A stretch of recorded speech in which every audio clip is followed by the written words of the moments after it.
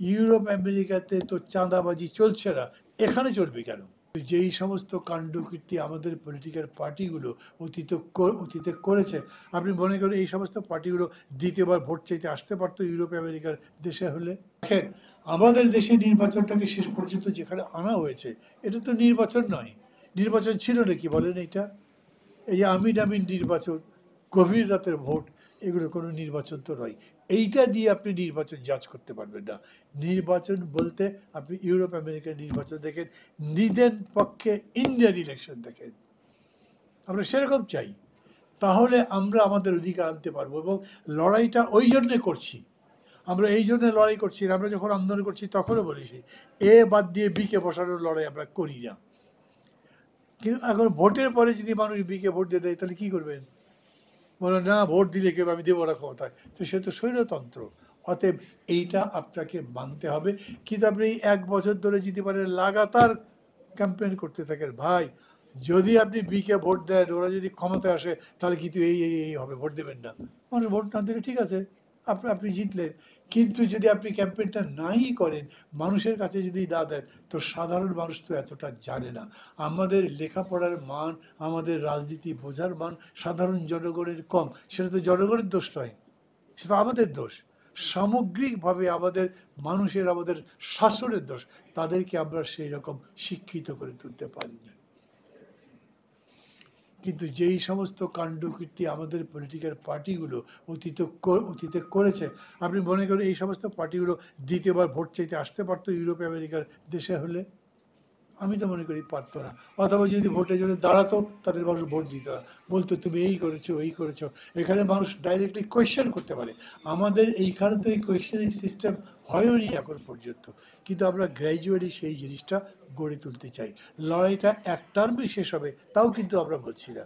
আমরা বলছি, এই যে যখন ধরেন আমরা বলি যে সংস্কার হলো একটা চলমান প্রক্রিয়া, তার মানে কি চলতেই থাকবে, প্রতিনিয়ত আমরা উন্নত করতে থাকবো।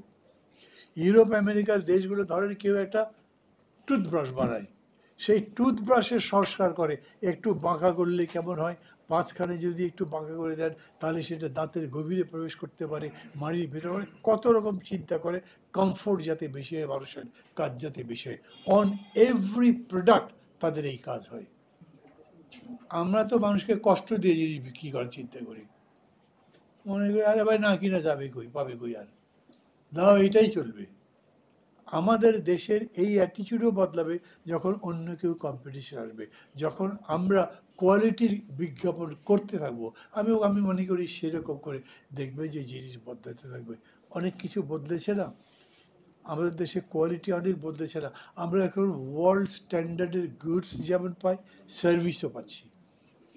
তখন কি হচ্ছে, যার কোয়ালিটিতে কুলায় না, সে গায়ের জোরে করতে চায়, এবং এই যে গায়ের জোরে করতে চাইবে, তাতে সে হারবে।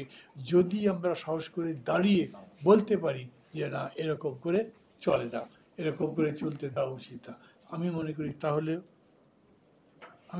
তাহলে সেটা বদলাতে পারবে। এই কাজটাই আমাদের করা উচিত। স্থানীয় সরকার নির্বাচন ধরেন, এই যে একটা কথা আমাদের এর মধ্যে আছে না, যাতে ফ্যাসিবাদ আবার না আসতে পারে সেই রকম সংস্কার করা দরকার। ফ্যাসিবাদ না আসতে পারে কখন? শেখ মুজিব ফ্যাসিবাদই তো এনেছিলেন, শেখ হাসিনাও ফ্যাসিবাদ আনলেন, এই কনস্টিটিউশন দিয়েই দেশ শাসন করলেন, বেগম জিয়া ফ্যাসিবাদ আনেননি। একটা তো আছে মানসিকতা, আর একটা হচ্ছে যে এই সংবিধান কোনো গ্যারান্টি দিতে পারে যাতে ক্ষমতা কুক্ষিগত না করতে পারে কেউ। তার জন্যই দরকার হলো ডিসেন্ট্রালাইজেশন। কই ট্রাম্প তো ওখানে মার্শাল ল দেওয়ার চিন্তা করতে পারলেন না, ট্রাম্প তো ক্ষমতা কুক্ষিগত করবার চিন্তা করতে পারলেন না, এবং ওই নির্বাচন তিনি পরাজয় স্বীকার করেছেন। আমাদের এইখানেও যদি এমন হতো যে আমাদের ক্ষমতাগুলো বিকেন্দ্রীকৃত থাকতো, তাহলে দেখতেন এরকম পারা যেত না, একা একা পারা যেত না। শেষ পর্যন্ত পরাজয় হলো কেন? আর্মি চিফ, এয়ারফোর্সের চিফ বললো না, গুলি করতে পারবো না। তারা যদি তা বলতে পারে, যখনই অন্যায় দেখবে তখন যদি বলে যে এটা ঠিক হচ্ছে না, বলবার মতো অধিকার যদি থাকে, তাইলে দেখবেন অনেক ব্যাপারেই শাসক গোষ্ঠী সংযত হতে বাধ্য হবে। স্থানীয় সরকারের কথা কেন বলছি? এখন পাওয়ারটা কীরকম হয়েছে, এমপি সাহেব সব করতে পারে। এমপি মানে হচ্ছে সেই এলাকার সে বস, তার আনুকূল্য না পেলে আপনার থাকাই কঠিন। কিন্তু একটা নির্বাচনী এলাকার মধ্যে যদি লোকাল গভর্নমেন্টগুলো নিজেদের মতো সেলফ সাফিসিয়েন্ট হয়, তাহলে এমপি সাহেবের কথাই তো চলবে না। এমপি সাহেব বলবেন, সেই জন্য তাকে রিলিফের চাল দেবেন, ওই সিস্টেম উঠে গেল। রিলিফের চালের ব্যাপারে এমপির কোনো কথাই নাই। এমপি তো ল বাড়াবে, তার রিলিফের চাল বিক্রি করতে হবে কেন, কিংবা ডিস্ট্রিবিউট করতে হবে কেন? এইরকম সিস্টেম যদি করে লোকাল গভর্নমেন্টকে পাওয়ারফুল করতে পারে তাহলে ভালো হয়। এবং সেই জন্যে লোকাল গভর্নমেন্টের নির্বাচনও হতে হবে ত্রুটিমুক্ত। লোকাল গভর্নমেন্টের নির্বাচন হতে হবে প্রভাবমুক্ত। কারো নিজের ইচ্ছা মতো তৈরি করা কোনো একটা সংগঠন হতে পারবে না। সেই অর্থে আমি মনে করি এটা জনদুর্ভোগের কারণ হবার প্রশ্ন আসে না, বরঞ্চ এটা হবে একটা আনন্দ উৎসবের ব্যাপার। মানুষ সেরকম মনে করে ভোট দেবে, সেইভাবে তার ফলাফল ঘোষণা হবে, এবং সেই স্থানীয় সরকার এমন হবে যার কাছে স্থানীয় জনগণ তার সাহায্যের জন্য যেতে পারে এবং উপকৃত হয়। সেরকম করে এখন আমরা বানাতে পারিনি এখন পর্যন্ত, এটা বুঝতেই পারছেন অনেক কিছু আছে, কিন্তু আমরা সেটা চেষ্টা করছি। এখনো হবে জানি না বললাম কেন, এটা তো ঠিক। মানে ধরেন মেজর পলিটিক্যাল পার্টি একটা বিরোধিতা করলো, তাহলে আমি আপনাদের বলি, বিশেষ করে আপনাদের মতো সংগঠন, মানে এগুলোকে কি বলা উচিত, প্রেশার গ্রুপ বলবো বা একটা সোশ্যাল অর্গানাইজেশন যদি বলি, এই সমস্ত জায়গার উপরে সেমিনার করে করে মানুষকে সচেতন করেন।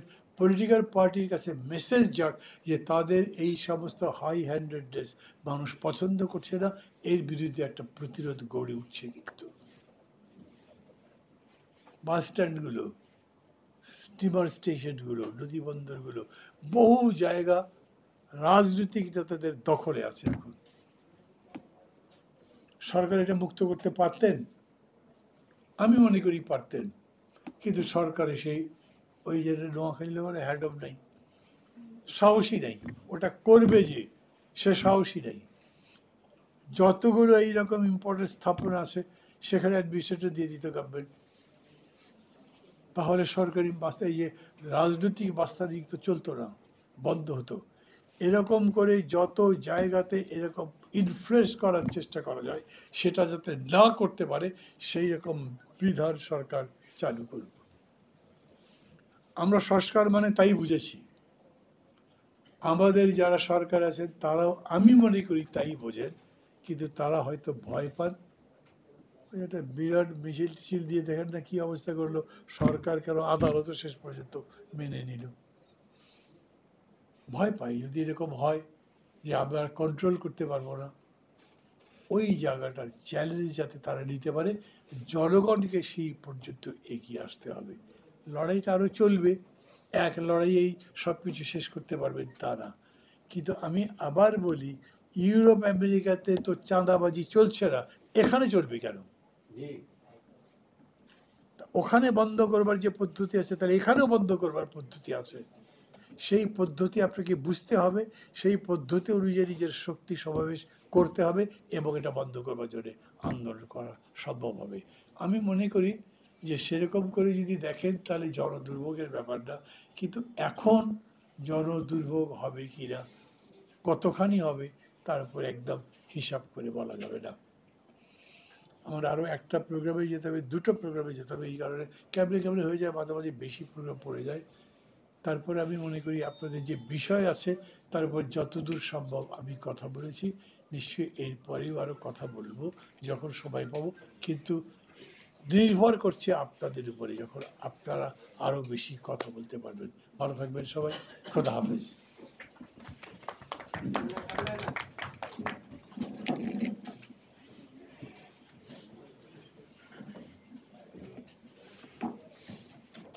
ধন্যবাদ জননেতা জনাব মাহমুদুর রহমান মান্না।